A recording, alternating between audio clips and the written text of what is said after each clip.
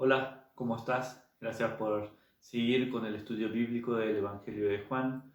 Hoy vamos a estar mirando el capítulo 20, versículo 19 al 31, donde vemos a Cristo resucitado y apareciendo a sus discípulos. El versículo 19 comienza diciendo: cuando llegó la noche de aquel mismo día. Este mismo día es aquel día que los discípulos vieron la tumba vacía, Pedro y Juan, y el mismo día en que María vio a Jesús. Los discípulos se encontraban entonces, nos dice, en un cuarto en Jerusalén con las puertas cerradas. Las puertas cerradas reflejan el miedo que los discípulos tenían, pero también demuestran el poder de Cristo, quien resucitó y quien la tumba no pudo contener, ni una puerta cerrada con llave pudo contener. Él la atravesó. Estando la puerta cerrada en el lugar donde los discípulos estaban reunidos por miedo de los judíos, dice el versículo 19. Y es sorprendente que los discípulos tengan miedo, porque Pedro y el otro discípulo, Juan, han visto la tumba vacía, nos dice el versículo 8. María Magdalena les ha hablado acerca de Cristo resucitado y le ha contado a los discípulos su experiencia en los versículos 14 al 18 de este capítulo.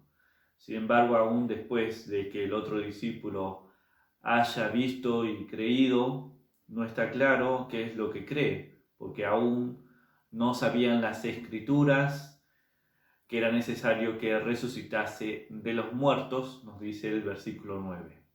Además, los discípulos aún están traumatizados por la crucifixión de Jesús y atemorizados por la posibilidad de que los líderes judíos vayan tras ellos. Su temor los desanima porque están actuando como discípulos cuyo líder está muerto. Su temor les pone claramente al mismo nivel que los padres del hombre ciego que recobró la vista y los discípulos secretos, como José de Arimatea, que era discípulo secreto por miedo de los judíos. Eso lo vemos en el capítulo 9, versículo 22, y en el 19, 38. Aparentemente, hasta el discípulo amado, Juan, ha sido reducido a este estado de temor. Entonces Jesús se aparece a ellos y sus palabras son: paz a vosotros. A estos discípulos atemorizados Jesús le da su paz, como lo había prometido en Juan capítulo 14, versículo 27. Los discípulos tendrán paz a pesar de ser perseguidos por el mundo y a pesar de ser odiados, tanto como fue con Jesús. Y esa promesa también la vemos en el capítulo 15 de este Evangelio, versículos 18 al 25. En el versículo 20 vemos a Jesús mostrándole las manos y el costado. Por un lado, Jesús entra por una puerta cerrada, sugiriendo que su cuerpo ha adquirido una cualidad diferente. Por otro lado, sus heridas confirman su resurrección corporal. Es el mismo Jesús que colgó en aquella cruz y se ve la evidencia en su cuerpo.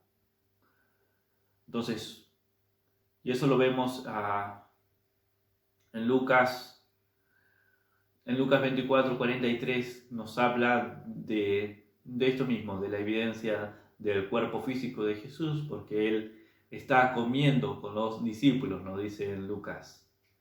Esto es misterioso. El cuerpo de Jesús resucitado es a la vez como el nuestro, es de carne, físico, pero a la vez no es como el nuestro. Él atravesó y dejó allá en la tumba los lienzos, atravesó aquella tumba, atravesó aquella puerta. Pablo nos habla del cuerpo resucitado como incorruptible, glorioso, poderoso y espiritual en 1 Corintios 15, 42 al 44. Sin embargo, no debemos llevar la palabra espiritual demasiado lejos porque claramente el cuerpo de Jesús también es físico. El punto significante, por supuesto, es que la misma persona fue crucificada y ha resucitado. Es Cristo quien está allí con ellos. En la época en la que este evangelio fue escrito, la iglesia tenía un problema con las filosofías que se estaban introduciendo, como el docetismo y el agnotismo, los docetistas y los agnósticos. Ambos creían que la materia física era mala, el cuerpo era malo, mientras que lo espiritual, el espíritu, era bueno. Separaban el uno del otro, por lo tanto Jesús no podía haber sido verdaderamente humano, realmente tener un cuerpo de carne, es lo que ellos creían y predicaban. Las menciones de las manos y del costado herido de Jesús presenta una discusión para ese tipo de doctrinas que se estaban introduciendo. El versículo 20 nos dice que los discípulos se regocijaron, los discípulos se alegran al ver al Señor, no pueden manifestar su alegría de otra manera, vieron al Señor. Y este es el punto de partida para ellos y nunca más van a temer como estaban temiendo y a dudar como estaban dudando. Versículo 21, Jesús le dice de nuevo: paz a vosotros. Como me envió el Padre, así también yo os envío. Jesús le da su paz por segunda vez y añade: como me envió el Padre, así también yo os envío. Al igual que Dios mandó a Jesús al mundo, así Jesús, con la misma autoridad, manda a sus discípulos al mundo.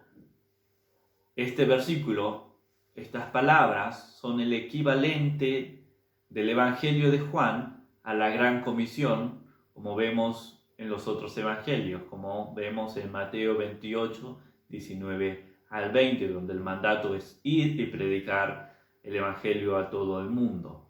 Jesús acá, en Juan, nos dice: como el Padre me envió al mundo, yo os envío al mundo.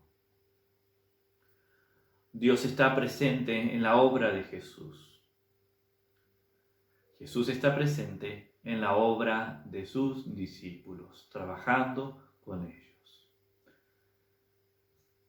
El versículo 24 dice: pero Tomás, uno de los 12, llamado Dídimo, no estaba con ellos cuando Jesús vino. En la primera aparición de Jesús a sus discípulos, Tomás no estaba con ellos. Como resultado, él se negó en creer el testimonio de los discípulos. Él se negó. Y esto nos sirve de aviso. Es difícil creer cuando no nos hacemos más fuertes en la compañía de otros creyentes. Si Tomás hubiese estado con los discípulos como debía estarlo, él hubiese creído. Así nosotros nos fortalecemos en nuestra fe en la compañía de otros creyentes. Al Señor hemos visto, dice el versículo 25. Este es el testimonio de los otros discípulos a Tomás. La primera persona a la que los discípulos testifican es a uno de ellos, es a Tomás, quien no estaba presente cuando Jesús se les apareció aquella primera vez. Sus palabras entonces a Tomás fueron: al Señor hemos visto. Y son esencialmente las mismas palabras: he visto al Señor, que María usó para contarles a ellos de su encuentro con Jesús. Tomás no cree a los discípulos, pero recordemos, los discípulos tampoco creyeron a lo dicho de María. Entonces vemos que los discípulos eran un grupo abatido, derrotado, hasta que vieron a Jesús con sus propios ojos. Tomás, por otro lado, no es el único que dudó y no permanece dudando siempre. Una vez que ve lo que los discípulos han visto, él manifiesta gran fe. En el versículo 25, Tomás dice: si no viere en sus manos la señal de los clavos, y metiere mi dedo en el lugar de los clavos, y metiere mi mano en su costado, no creeré. Tomás aquí está haciendo una tremenda demanda. Antes Jesús había condenado a aquellos que pedían señales y milagros para poder creer. En Juan capítulo 4, versículo 48. Ahora Tomás está haciendo lo mismo y más que ellos. Solo está dispuesto a poner a un lado su duda, su falta de fe, si Jesús resucitado sigue su criterio. Tomás demanda que Jesús sea tocable. Insiste en que el cuerpo resucitado de Jesús cumpla con sus requisitos. Quizás podemos comprender a Tomás si recordamos sus palabras mientras Jesús se preparaba para ir a Jerusalén. En Juan capítulo 11, en el versículo 16, él dijo: vamos también nosotros para que muramos con él. Y vemos ahí a Tomás con un celo verdadero por Jesús, dispuesto a morir por Jesús, con tal de acompañarle y seguir identificándose con él. Tomás era uno que amaba realmente a Jesús.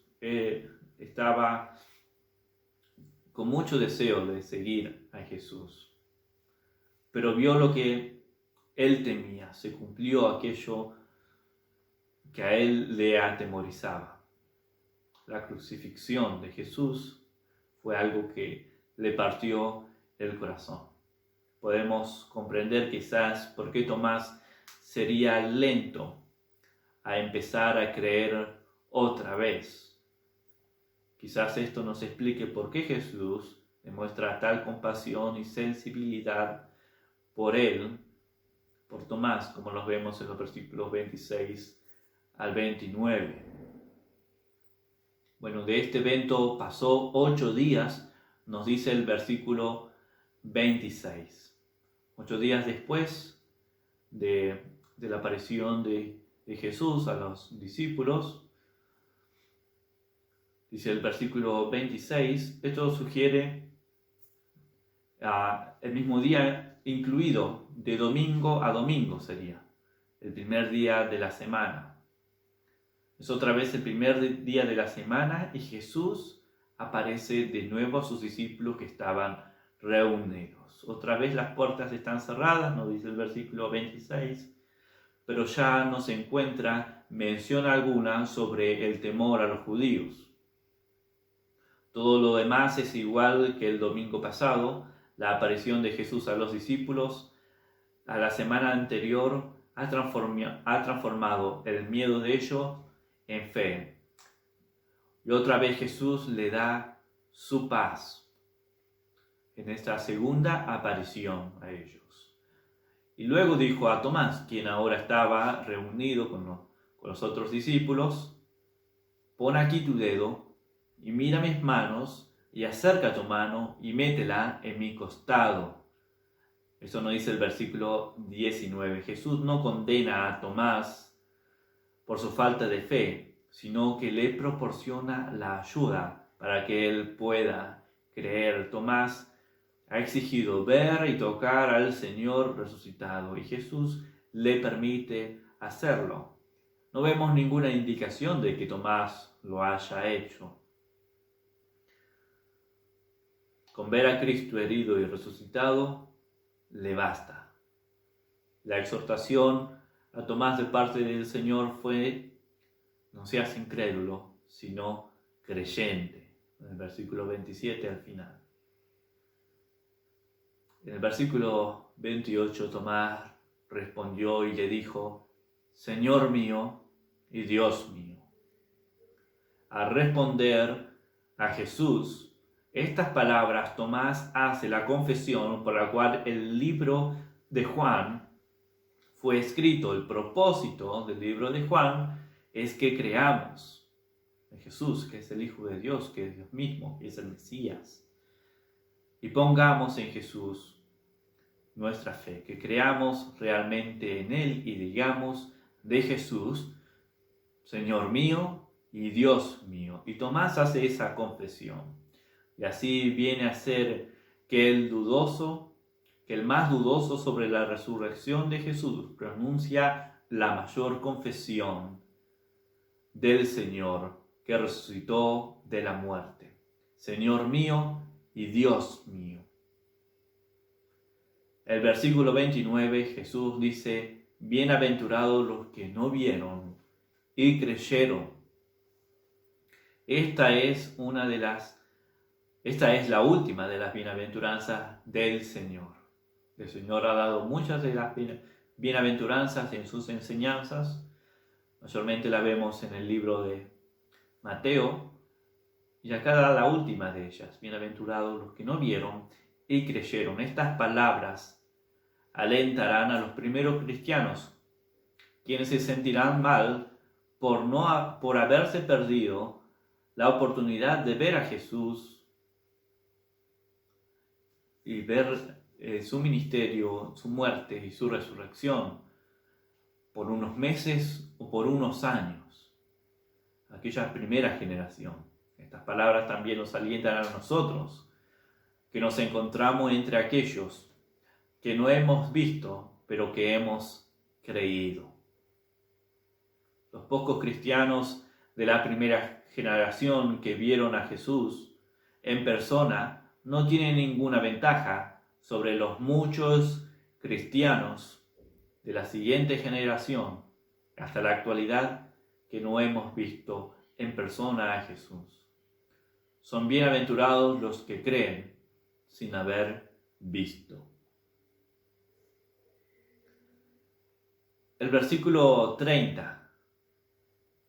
Juan, el autor del libro, dice: hizo además Jesús muchas otras señales en presencia de sus discípulos, las cuales no están escritas en este libro.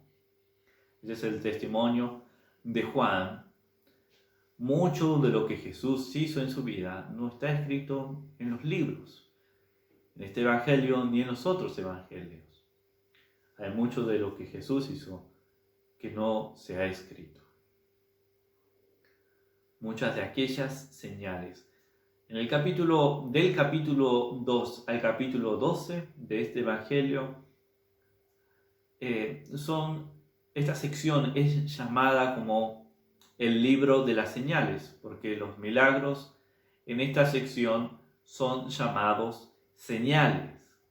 Vemos que son milagros, pero se los llama aquí señales. Y esas menciones las tenemos en el capítulo 2, versículo 11, versículo 23, en el capítulo 3, versículo 2, en el capítulo 4, versículo 48, en el capítulo 6, versículo 2 y 26, en el capítulo 7, versículo 31, en el capítulo 9, versículo 16, en el capítulo 11, 47 y 12, 37. La palabra señal es significante porque señales señalan a algo. Es lo que significa. En este evangelio, las señales señalan a Jesús. Estas señales dan a la gente la razón para creer. Estos milagros, que en el evangelio los llama señales, están apuntando a Jesús. Pero muchos que ven las señales no creen en Jesús, como nos dice en capítulo 6, versículo 36. Entonces, en este evangelio se menciona 7 señales. del capítulo 12 hasta el del capítulo 2 hasta el capítulo 12. Y son cambiar el agua en vino, la boda de Canaán en el capítulo 2, versículo 1 al 11, sanar al hijo de un oficial real en capítulo 4, versículo 46 al 54. La tercera señal es sanar a un paralítico en el capítulo 5, versículo 1 al 9. La cuarta señal, alimentar a los 5.000 en el capítulo 6, versículo 1 al 14. Luego la quinta señal fue caminar sobre el mar, el agua, en el capítulo 6, 15 al 25. La sexta señal es dar la vista a un hombre que había sido ciego de nacimiento, en el capítulo 9, 1 al 12. Y la séptima señal es la resurrección de Lázaro, en el capítulo 11, versículo 1 al 45. Esas son las señales que tenemos del capítulo 2 al capítulo 12, el ministerio de Jesús. Señales que apuntan a Jesús, el autor de ellas, para que crean que Él es el Cristo, el Hijo de Dios. Y una señal más la vemos, y la más grande de todas, la vemos en el capítulo 20, que es la resurrección de Jesús. Versículo 31 dice: pero estas cosas se han escrito para que creáis que Jesús es el Cristo, el Hijo de Dios. Estas cosas se escribieron para que creas que Jesús es el Cristo, el Hijo de Dios. El propósito de este Evangelio no es capturar todos los detalles de la vida de Jesús, sino proveer lo que se necesita para que creáis que Jesús es el Cristo, el Hijo de Dios, y para que creyendo tengáis vida en su nombre. Así termina el versículo 31 y el capítulo 20. Podemos preguntarnos qué señales señalan a Dios y a Cristo hoy. La creación. La creación es una de aquellas señales. Da testimonio de su Creador. El testimonio de cristianos en el mundo están apuntando a Dios, a Cristo. La intervención directa de Dios en nuestras vidas. Las señales están a nuestro alrededor. Somos libres para creer en ellas o no creer. Jesús bendice a aquellos que creen. Bienaventurados los que creen.